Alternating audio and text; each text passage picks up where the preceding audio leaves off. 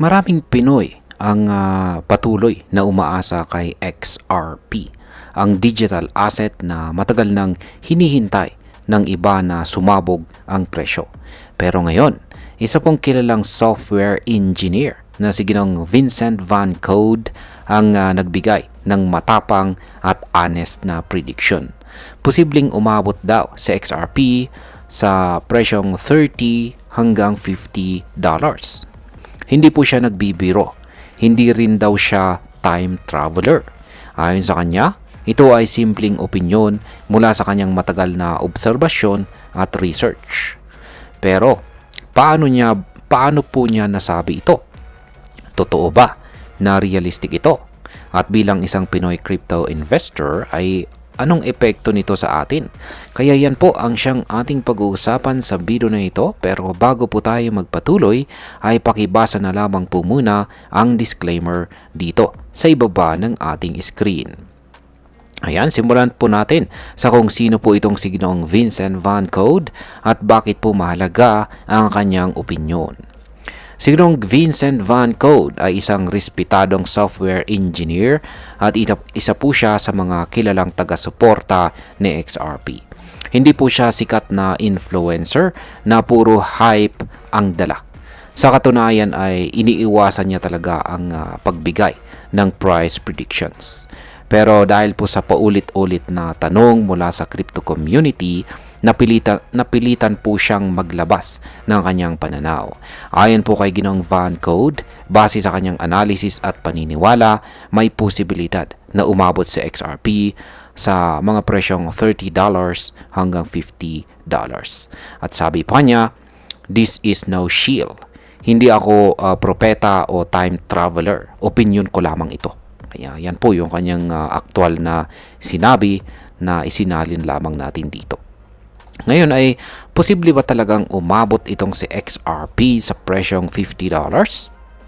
Sa kasalukuyan sa XRP ay nasa presyong halos $2 lamang.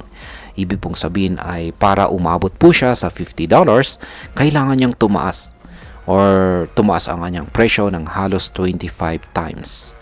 Ganun din ang kailangang paglaki ng kanyang market cap or kabuang halaga sa market.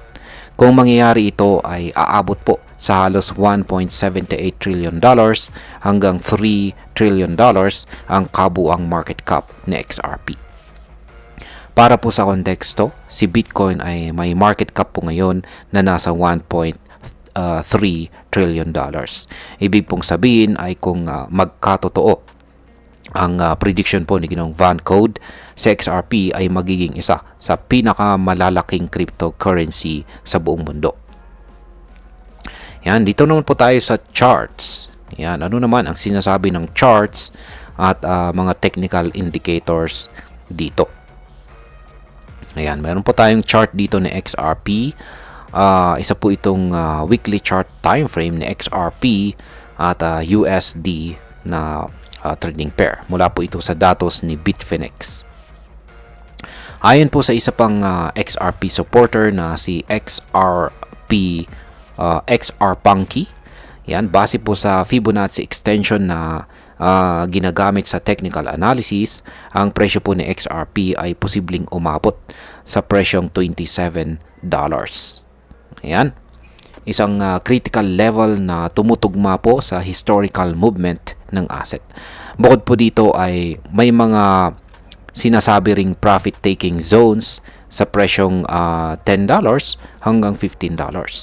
Pero kung susundin ang mga wave patterns, may posibilidad na lampasan pa ito. At kung may ETF or exchange-traded fund na maaprubahan para kay XRP, maaari itong magdala ng massive demand mula po sa traditional investors. Dagdag pa rito, kung masolusyonan ang ongoing na kaso na XRP laban sa SEC ay mas lalaki pa ang chance na tumaas ang kanyang presyo. Ngayon ay kailan daw mangyayari ang prediction na ito? Isa po sa mga napansin sa pahayag ni Ginoong Van Code ay hindi niya binanggit kung kailan po mangyayari ang target na $30 to $50. Sabi niya is what I'm not sure about is when, but that's a minor point. Yan. Para sa kanya ay mahalaga na maniwala lamang daw po tayo sa long-term value kaysa sa timing. Pero may iba pong influencer tulad ni Ginoong Dustin Layton na mas agresibo ang kanyang pananaw. Ayon po sa kanya ay posible raw na kung meron kang 1,000 na XRP ngayon, pwede po itong maging $50,000 by the end of 2025. Baka nga mas mataas pa raw ang potensyal nito matapos ang taong 2025. Ngayon ay ano naman po ang sinasabi ng crypto community tungkol dito? Marami sa mga XRP holders ay natuwa sa pahayag ni Ginoong Van Code. Para po sa kanila ay nakaka-inspire ito at nagbibigay ito ng kumpiyansa sa hodling. May ilan din namang nagsasabing conservative pa raw ang $30 hanggang $50. Dahil kung tutusin, malaki po talaga ang utility ni XRP lalo na sa mga cross-border payments at saka financial institutions. Pero syempre, may mga skeptics rin. Para sa kanila, overhype daw ito at matagal nang pinangakong tataas sa XRP pero hindi pa rin nangyayari. Ang sagot naman ni Ginoong Van Code dito ay simple lamang. Hindi po niya sinusubukang mang-hype. Opinion po niya ito at hindi po siya humihiling na paniwalaan siya ng lahat. Ngayon ay pag-usapan na po natin ang posibleng epekto nito para sa atin bilang mga Pinoy crypto traders at investors. Para po sa mga Pinoy crypto investors ay napakahalagang balita po ito. Kung totoo nga na aabot sa $30 o $50 itong sa XRP, kahit meron ka pong hawak na 500 or 1,000 XRP, malaki-laking kita na ito.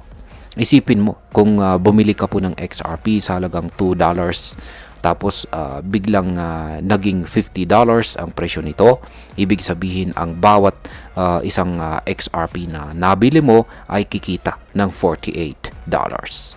Pero mahalaga ring tandaan natin na hindi po ito guaranteed. Kailangan pa rin ng matinding pag-aaral, risk management at tamang timing sa paglabas at pagpasok sa market. At higit po sa lahat ay huwag tayong umasa lamang sa prediction. Dapat ay meron po tayong sariling pananaliksik o research at saka diskarte.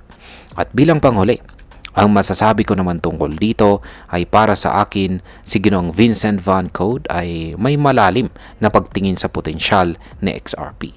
Hindi siya hype-driven influencer, kundi isang taong may background sa tech at saka development. Kaya may bigat ang kanyang opinyon. Pero bilang isang investor, dapat po nating ibalanse ang excitement at saka realidad. Oo, maganda po ang potensyal ni XRP. May mga indicators at utility na sumusuporta sa paglago ng kanyang presyo. Pero marami ring external factors tulad po ng regulations, competition at saka market sentiment.